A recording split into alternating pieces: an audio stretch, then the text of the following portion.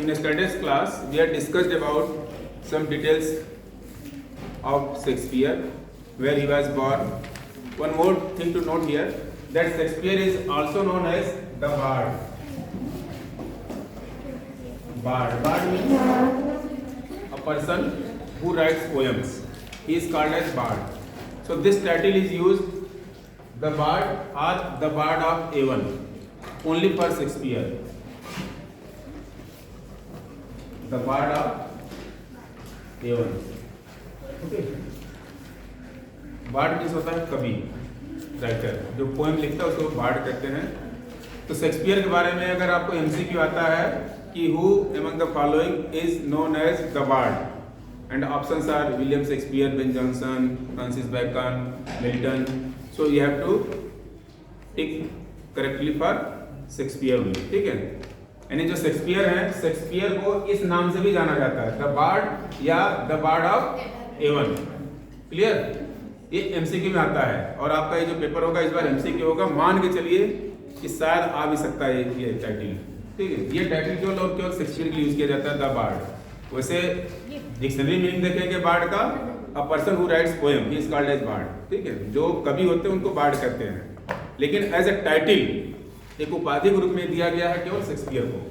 लोगों ने, उनके समकालीन लोगों ने दे दिया, कंटेम्पोररी लोगों ने, ठीक है। तो ये एमसीक्यू में आ सकता है, कभी भी आए। तो आप ध्यान देना कि द बार्ड अगर आता है तो किसके लिए यूज किया जाएगा? शेक्सपियर के लिए, ठीक है। I you clear?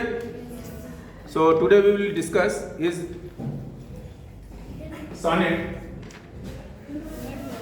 sonnet number 116. Okay, let me not to the marriage of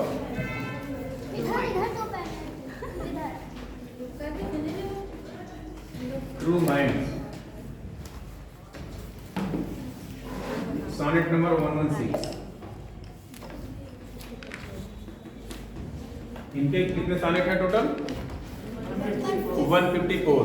okay, so out of 154 sonnets 126 sonnets किसके लिए लिखा गया है?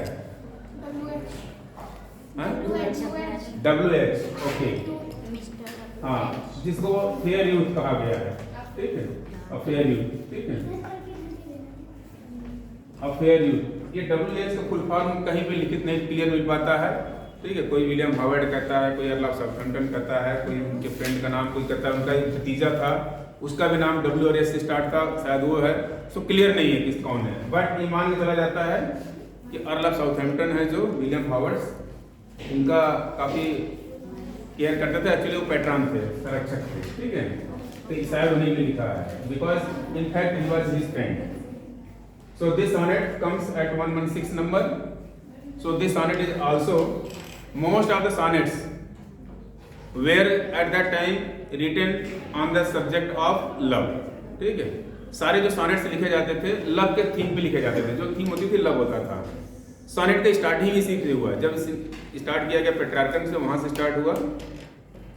मिल्टन ने थोड़ा सा लाकर चेंजेस कर दिए, ठीक है। हमने लास्ट क्लास में बहुत अच्छे से डिस्कस किया था सॉनेट के बारे में कि क्या सॉनेट है, क्या क्या उसकी राइमिंग स्कीम है। सो ये इंग्लिश सॉनेट है, ठीक, शेक्सपियरियन सॉनेट। इसका फॉर्मेट क्या है, स्ट्रक्चर क्या है इसका? अरे 3 क्वाड्रेंट्स, हाँ, 1 कपुलेट, मतलब 4 लाइन का 3 स्टेंजा होगा और 2 लाइन का 1, ठीक है। तो टोटल कितने लाइन हो गए? 14. सो सॉनेट इज ऑफ 14 लाइन्स, ठीक है, 14 लाइन्स। इसकी राइमिंग स्कीम क्या है? हाँ बोलो। Good. AB AB, CD CD, EF EF, GG। ये राइमिंग स्कीम है, 1 नंबर का MCQ है, ये कंफर्म आएगा, ठीक है। अभी याद रहता है जब 3-4 एक साथ पढ़ लेते हैं। पेट्रार्कन का अलग है, मिल्टन का भी चलो ठीक है, सेम है, पेट्रार्कन का ही है। इंग्लिश का अलग है, स्पेंसर का अलग है, सब उसी में जाकर के मिक्स हो जाएगा, ठीक है।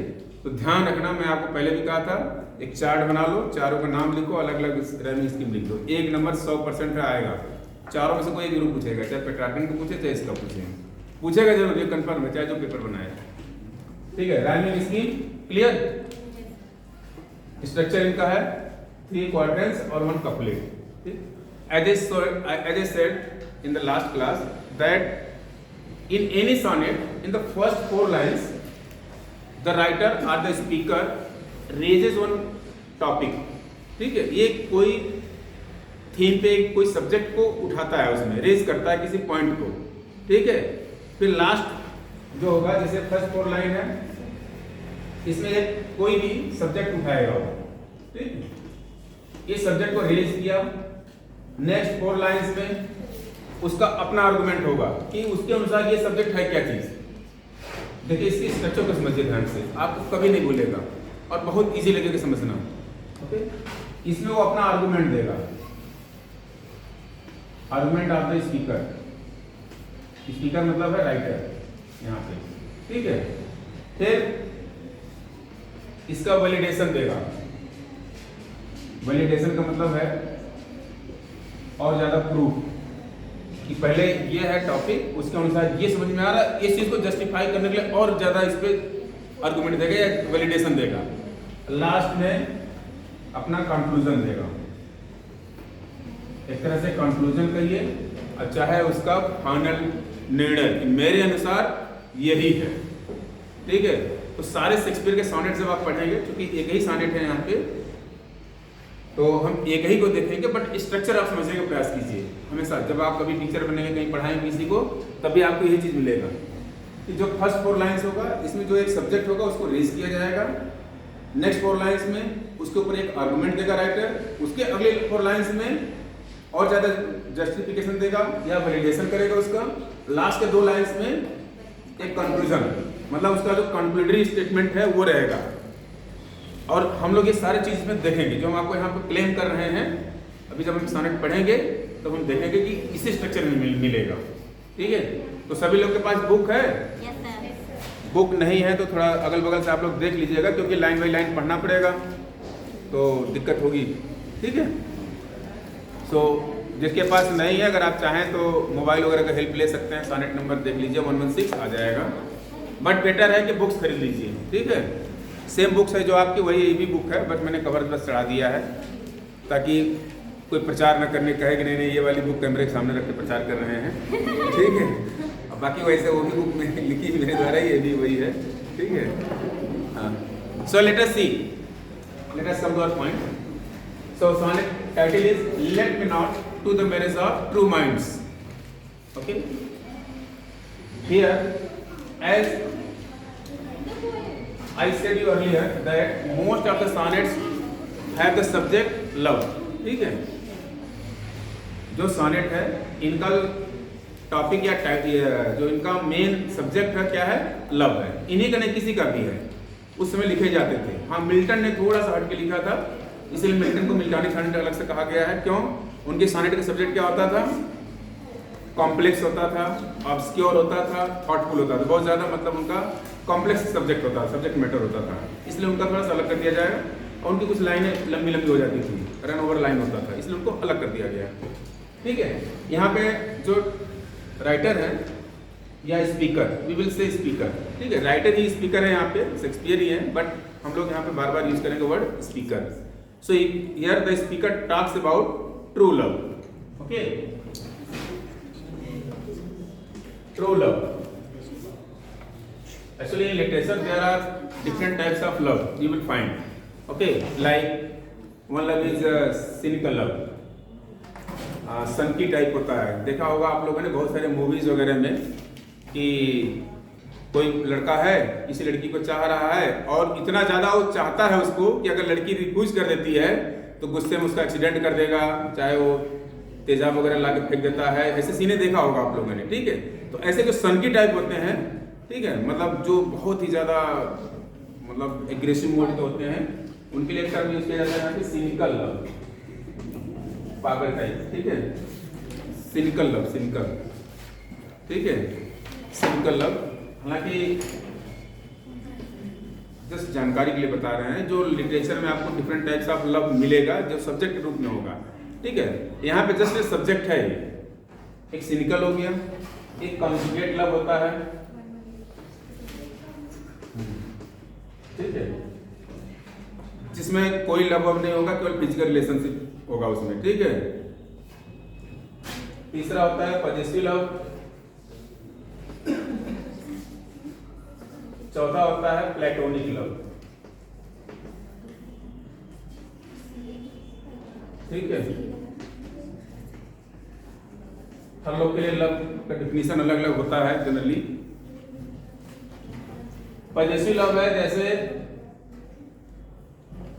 शादी से पहले बेटा माँ को बहुत प्यार करता है या माँ बेटे को बहुत प्यार करती है, शादी के बाद थोड़ा सा जहाँ प्यार शिफ्ट होता है तो माँ चाहती है कि मेरे हिसाब से चले लड़का, और पत्नी चाहती है कि मेरे हिसाब से चले, मतलब वहाँ पोजीशन हो जाता है। या ऐसे केसेस आपने देखा होगा कि कोई नायक नायिका है, ठीक है, अब नायिका ने किसी से केवल पूछ भी लिया, कोई चीज पूछ ही दिया और लड़के ने देख लिया तो बस बवाल कर दिया वो, ठीक है। ऐसे जो लोग होते हैं वो पॉजिटिव कहलाते हैं, ठीक है। इन सारे लव के बारे में नहीं चर्चा कर रहे writer. Writer is talking about this fourth one, that is platonic love. Platonic love he true love है, और राइटर इस सोनेट में इसी लव के बारे में बात कर रहे हैं, ठीक है, कि व्हाट इज ट्रू लव। आप लोग के मन में अगर प्रश्न कभी आया हो तो इसका बहुत सही आंसर राइटर ने दिया है यहाँ पे। व्हाट इज ट्रू लव, जिसको हम आध्यात्मिक लव कहते हैं, ठीक है। जैसे आप कहीं भी रहें, आपको अपने पेरेंट्स से प्यार है, ठीक, वो आपको प्यार करते हैं चाहे कहीं भी रहिए, this type of love is called as platonic love, okay. So in this sonnet he has talked about platonic love, okay, so here love means platonic love। अभी आएगा, टर्म भी आएगा आगे, है ये, ठीक है, आगे आएगा, लाइन आएगी उसमें। तो जब यहाँ पे लव वर्ड यूज किया जाएगा तो it means it is talking about platonic love, clear. इसको बंद कर दो, थोड़ा सा कम होगा, चेयर लगा दो, मैं ऊपर चिटकनी मार दो, अरे okay okay. So let us see the poem, okay. Title को समझ लीजिए पहले यहाँ पे, let me not to the marriage of true minds. True minds मतलब है यहाँ पे सच्चे मन, दो लोगों का यहाँ बात किया जा रहा है, दो, ठीक है, सच्चे मन की बात की जा रही है। यहाँ पे कहीं पे भी चर्चा इस पोएम में नहीं है मेल फीमेल के बीच में, कि नहीं एक लड़का एक लड़की को प्यार करे उसी के बारे में, ऐसा नहीं है यहाँ पे, ठीक है। ट्रू माइंड्स लिखा गया है, दो सच्चे मन, वो मन कोई भी हो सकता है। जैसा कि पहले भी हम लोग डिस्कशन कर चुके हैं कि जिनके जितने सॉनेट्स लिखे गए 1 से लेकर 126 तक किसके लिए लिखा गया है, WH के लिए, जो फ्रेंड के रूप में यहाँ पे शो किया गया है, ठीक है। तो जो इनका एक सच्चा दोस्त है, उस सच्चे दोस्त का सच्चा मन कैसा होना चाहिए, तो इसके लिए यहाँ पे लिखा गया है। तो दो सच्चे मन के बारे में जो प्यार है उसके बारे में बात किया गया है, not talking about male and female, ठीक है, ये ध्यान रखिएगा। यहाँ पे मैरिज मीन्स यूनियन,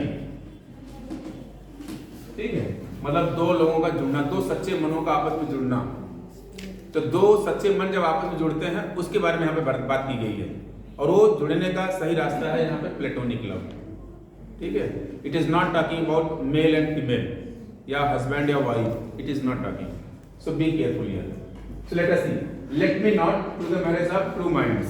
अब आगे की लाइन इसमें देखिए, अब हम सब लोग सॉनेट खोल लीजिए, पढ़ते हैं, एक लाइन एक्सप्लेन करेंगे।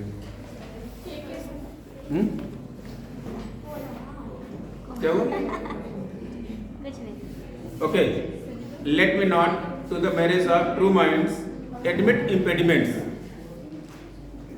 Late me not to the marriage of true minds admit impediments. Impediment means कोई बाधा, कष्ट, ठीक है, obstacles. Love is not love which alters when it alteration finds or bends with the remover to remove। Line को ध्यान से देखिए इसको, ठीक है, इतनी अच्छी लाइन लिखी हुई है यहाँ पे कि let me not to the marriage of true minds admit impediments, कि अगर दो सच्चे मन हैं आपस में जुड़े हुए हैं तो उनके बीच में कोई भी इम्पेडिमेंट्स, कोई भी बाधा एडमिट नहीं कर सकती, यानी कोई बाधा क्षति नहीं पहुंचा सकती या कोई बाधा उनको डिस्टर्ब नहीं कर सकती, परेशान नहीं कर सकती, या उनका मन नहीं बदल सकता किसी भी वजह से। ठीक है, अगर ट्रू लव है तो it will not gate changed by any obstacle. ठीक है, वो ऑब्स्टेकल किसी भी तरीके का हो सकता है, कोई आपको थोड़ा सा कानाफूसी कर दिया या कोई 3-5 कर दिया या कोई लालच दे दिया, इन सब से वो चेंज नहीं होगा। अगर वो चेंज हो रहा है then it is not true love. ठीक है, it's not about platonic love. So here let me not to the marriage of true minds admit impediments. Line को यहां तक पढ़िए पूरा, तब समझ में आएगा नहीं। Love is not love which alters when it alteration finds, कि वह प्यार नहीं है जो बदल जाता है, कब? व्हेन अल्टरेशन फाइंड्स, जब उसको बदलने का मौका मिल रहा है। और यहाँ प्रैक्टिकली सब ऐसे ही होता है। Or bends with the remover to remove, या बदल जाता है अगर कोई थोड़ा सा उसमें बदलाव लाने की कोशिश करता है। ठीक है, तो वो ट्रू लव नहीं है। यहाँ पे कोई भी लव के बारे में जो बात की गई है, सीधा सीधा केवल और केवल प्लेटोनिक लव की बात की गई है। ठीक है, प्लेटोनिक लव, जिसको आध्यात्मिक लव कहते हैं हिंदी में, कि आप कहीं भी हो, एक सच्चे मन से अगर आप प्यार कर रहे हैं, जैसे आपके पेरेंट्स आपको प्यार कर रहे हैं, आप कहीं भी रहें, ठीक है, उनका आपके प्रति जो स्नेह है वो उतना ही रहता है। इस तरह का जो लव होता है उसको प्लेटोनिक लव कहते हैं। Correct, let me not to the marriage of true minds admit impediments, love is not love which alters when it alteration finds or bends with the remover to remove. ठीक है, कि कोई अगर बदलना भी चाहे तो बदले ना, और दोनों के बीच में कोई अगर कुछ भी उसको नुकसान करना चाहे, इम्पेडिमेंट्स करना चाहे, बाधा पहुंचाना चाहे, तब भी वो ना आए उस बीच में। ठीक है, यानी स्ट्रांग बॉन्डिंग होनी चाहिए मन की, सच्चे मन की बात कर रहे हैं यहाँ पे। सो यूनियन मतलब यहाँ पे है मिलन। ठीक है, दो सच्चे मन के मिलन की बात कर रहे हैं। आगे देखिए, फर्स्ट पॉइंट में राइटर ने किसके ऊपर बात किया है? यहाँ पे सब्जेक्ट क्या है? यहाँ पे love, true love, platonic love basically लिखिए, प्लेटोनिक लव। ठीक है, प्लेटोनिक लव वो किसी के बीच में हो सकता है। ठीक है, पेरेंट्स के बीच में आपका हो सकता है, किसी फ्रेंड से हो सकता है, ठीक है, हस्बैंड वाइफ में हो सकता है, किसी के साथ भी हो सकता है आपका। आगे देखिए, अब राइटर के अनुसार क्या है ये true love? Oh no, it is an ever fixed mark that looks on tempest and is never shaken. Writer के अनुसार as per the speaker, love is, true love is like fixed mark, ever fixed mark. Here ever fixed mark means pole star, जो ध्रुव तारा कहते हैं, ध्रुव तारा समझते हैं ना, किस side में निकलता है? हाँ, ज्योग्राफी वाले कितने हैं? कोई नहीं है। हाँ, नहीं होगी, इसी टाइम ज्योग्राफी की भी क्लास चलती है। ओके, सही, नॉर्थ में निकलता है। ठीक है, तो जो ध्रुव तारा होता है वो नॉर्थ पोल की तरफ निकलता है, और वो किस काम आता था पहले? जो शिप वगैरह होते थे, ठीक है, उसी को देख करके रात को अंदाजा लगाते थे, अच्छा अगर नॉर्थ इस साइड है तो बाकी दिशाएं किस साइड है और हम किधर जा रहे हैं। ठीक है, सो ये इवन फिक्स्ड मार्क, हमेशा के लिए फिक्स्ड मार्क है। क्या है? Pole star. Okay, so true love is also like fixed mark. Fixed mark अगर है तो कभी चेंज होगा? ध्रुव तारा कभी चेंज होता है? नहीं। उसका डायरेक्शन कभी बदलता है? नहीं। ये भी उसी तरह से, जो प्लेटोनिक लव या ट्रू लव है, it will be like fixed mark, it will never get change by any means. ये राइटर का जस्टिफिकेशन है। मैंने कहा था कि सेकंड जो 4 लाइन होगा उसमें एक आर्गुमेंट देगा राइटर। ठीक है, शांति बनाओ, सुनो ध्यान से। ठीक है, नहीं अच्छा लगे क्लास से चली जा सकती है, कोई दिक्कत नहीं है। ठीक है, oh no, it is an ever fixed mark that looks on tempest and is never second. Tempest means storms, तेज हवाएं। ठीक है, चाहे तेज हवाएं चले, चाहे कुछ भी चले, लेकिन वो एवर फिक्स्ड मार्क है, जो पोल स्टार है, ध्रुव तारा है, वो हमेशा फिक्स ही रहता है। और एक काम किसके आता था? It is the star to every wandering bark. Bark means ship, BARK। ठीक है, शिप, वॉन्डरिंग बार्क। ठीक है, यानी जो वॉन्डरिंग शिप है उनको रास्ता दिखाने का काम आता है, चाहे टेम्पेस्ट आए चाहे न आए। ठीक है, स्टार्मी सीजन हो या स्टार कंडीशन हो तब भी, चाहे ना हो तब भी, उसमें पोल स्टार फिक्स ही रहता है और उसको देख करके अपना रास्ता सेट करते हैं। ठीक है, करें it is the star to every wandering bark whose worth unknown although his height be taken. ठीक है, करा whose worth unknown.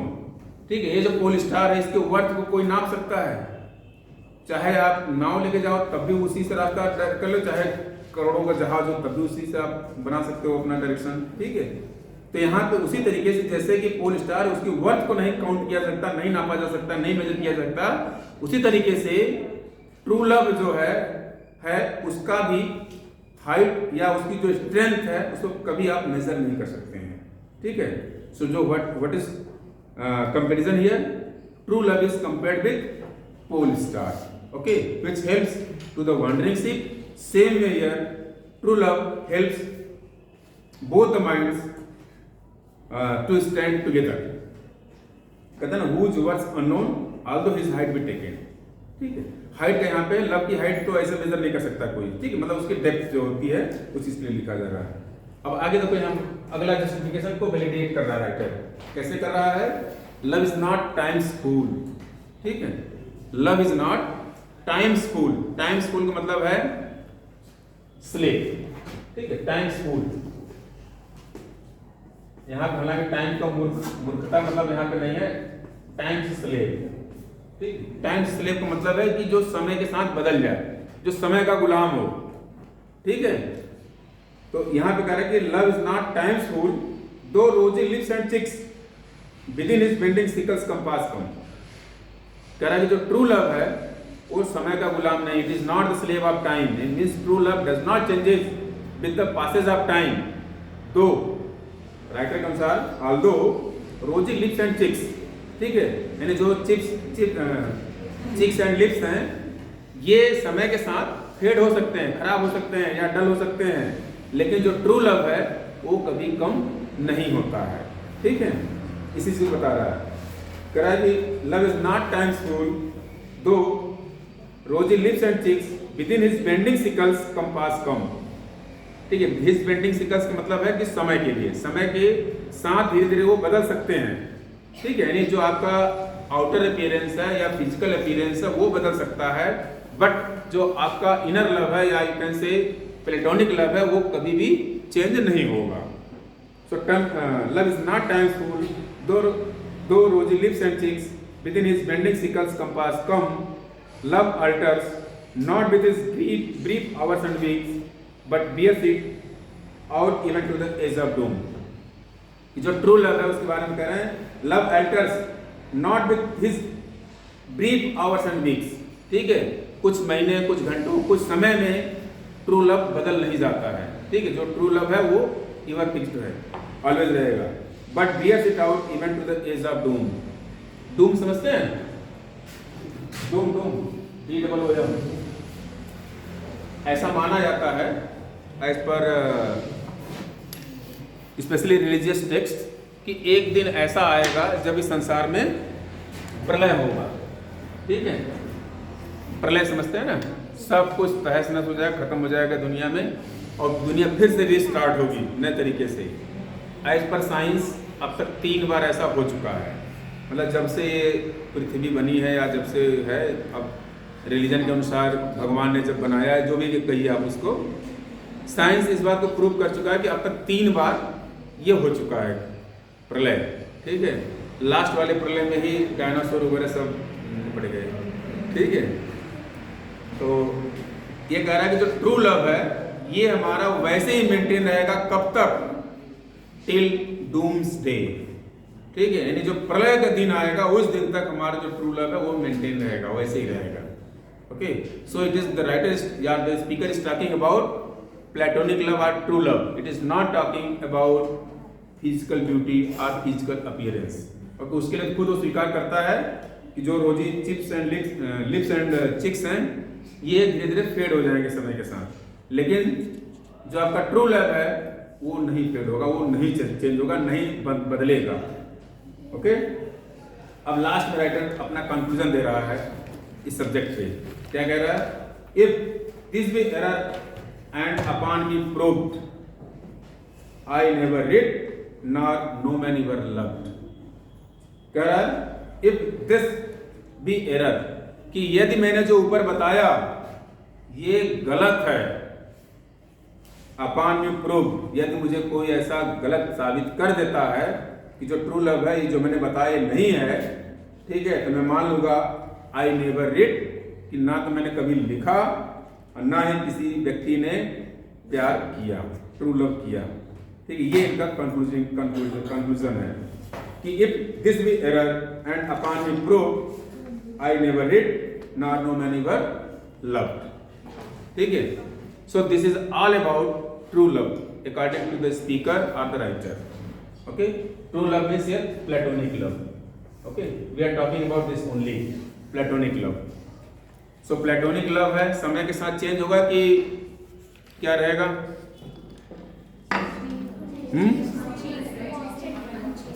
Unchanged. Okay, platonic love. True love is perfect and unchanging with time. ठीक है, इसके अलावा जितने love हैं, conjugal love हो चाहे सिंगल लव हो, ठीक है, चाहे पॉजिटिव लव, ये समय के साथ बदल जाते हैं। ठीक है, आजकल तो एक और हो गया है, एक टर्म और मतलब चलता है लव के बारे में, कैपिटल लव, कैपिटलिस्टिक लव। हालांकि लिटरेचर में भी नहीं आया है। कैपिटलिस्टिक लव समझते हैं, कैपिटल मतलब धन। ठीक है, हाँ रुपया पैसा जी।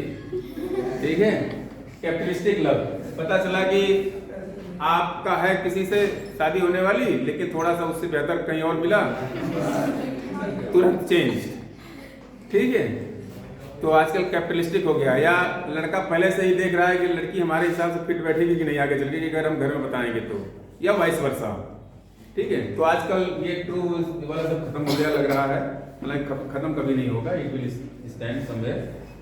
ये ज्यादातर आजकल ये वर्ड आने लगा है, कैपिटलिस्टिक लव। ठीक है, मतलब है कि पहले से गुणागणित कर लिए, कैलकुलेशन कर लिए कि हमारे हिसाब से फ्यूचर में फिट होगा कि नहीं होगा। ठीक है, तब जा करके हो रहा है, but that is not true love. True love is only this one, platonic. ठीक है, आध्यात्मिक लव जिसे कहते हैं, इसको कहते हैं ना स्वतः, कई बार होता है उसके लिए। So let us see some points. जो सोनेट है, ठीक है,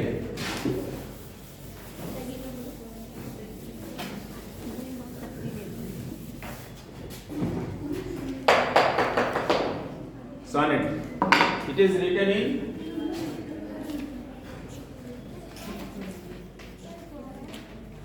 किस मीटर में लिखा गया है? आयाम्बिक पेंटामीटर। मैंने मीटर में बहुत अच्छे से क्लास लिया था। ठीक है, so iambic pentameter, iambic means iambic, good, unstressed, followed by stress.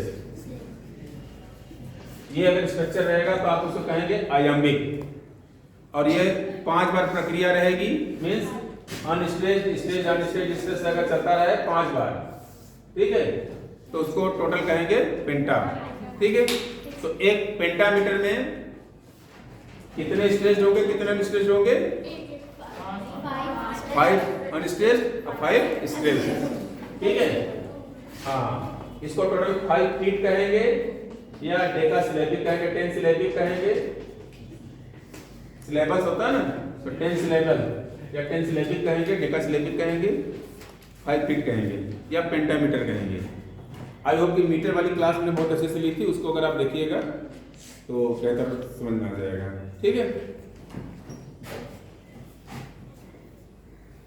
उसे एमसीक्यू आएगा क्वेश्चन, अदरवाइज अगर आपको एक्सप्लेनेशन आता है लिखने के लिए, तो लास्ट में आप रेफरेंस कॉन्टेक्स्ट और एक्सप्लेनेशन लिखने के बाद एक नोट्स लिखते हैं। ठीक है, जिसमें कौन सा फिगर आप स्पीच दिखाई दिया, क्या राइमिंग स्कीम है, क्या स्पेशल उसमें कोई वर्ड का यूज किया गया है, या स्पेशल कोई इमेजरी क्रिएट की गई है, तो ये सारा चीज इसमें आप देंगे। ठीक है, तो इसमें बताइए कि कौन सा फिगर आप स्पीच आपको दिखाई दिया है यहाँ पे। Any figure of speech? Do you find here?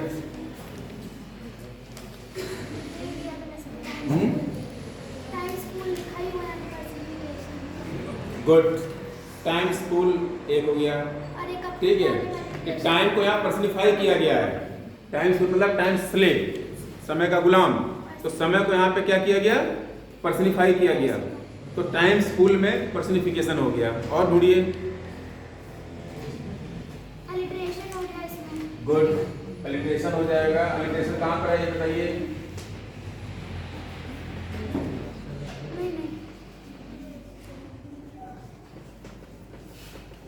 Personification हो गया टाइम स्कूल में।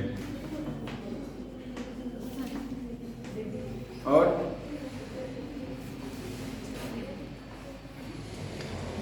अरे इसका लव का किससे कंपैरिजन किया गया?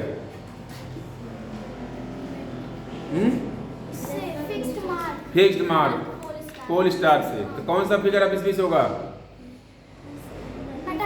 मेटाफर। गुड। ये बताओ, पढ़ने का जिम्मेदारी क्या है? 2-3 बच्चे लिए हैं क्या? हाँ जी, ये 3-4 बच्चे खाली बता रहे हैं, बाकी मेटाफर समझ में आया? जहां पे इनडायरेक्ट कंपैरिजन हो, डायरेक्ट नहीं इनडायरेक्ट, ठीक है। डायरेक्ट होगा कब? जब लाइक या एज का प्रयोग किया जाएगा। और उसके अलावा डायरेक्ट कंपैरिजन के अलावा जब किया जाए कंपैरिजन, तो वो आपका इनडायरेक्ट कहलाएगा और वो आपका मेटाफर में आएगा, ठीक है। Love is like fixed mark, ठीक है। तो यहाँ पे फिक्स्ड पोल स्टार के बारे में कहा जा रहा है कि उसकी तरह है, तो आपका यहाँ पे मेटाफर हो जाएगा। अगर लाइक लिख कर करेंगे कि love is like pole star और फिक्स्ड मार्क, तब वहाँ पे लाइक वर्ड यूज कर दिए तो वहाँ पे सिमिली हो जाएगा। क्लियर? और कुछ?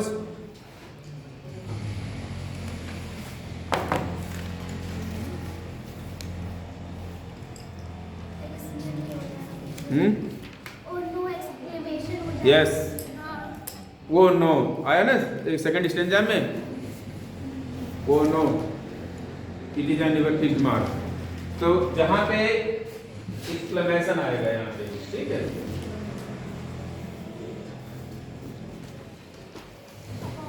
ये है ना, वो नो, ठीक है। तो ये एक्सक्लेमेशन मार्क आ गया। तो एक्सक्लेमेशन हो गया फिगर ऑफ स्पीच है। यहाँ पे हमने फिगर ऑफ स्पीच मुझे लग रहा है कम से कम 40 के आसपास तो डील किए ही थे।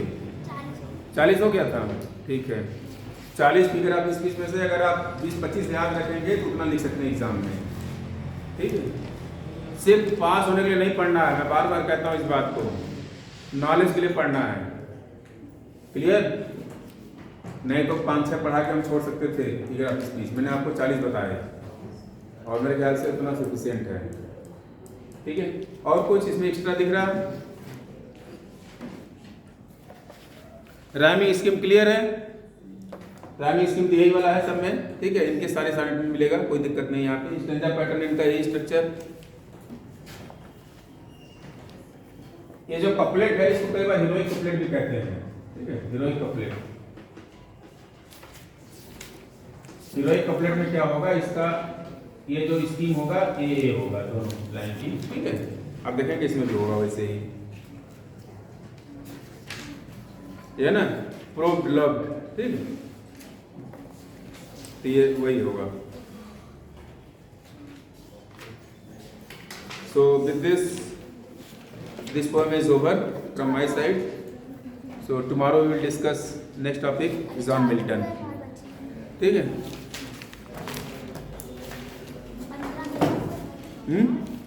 बचा टाइम?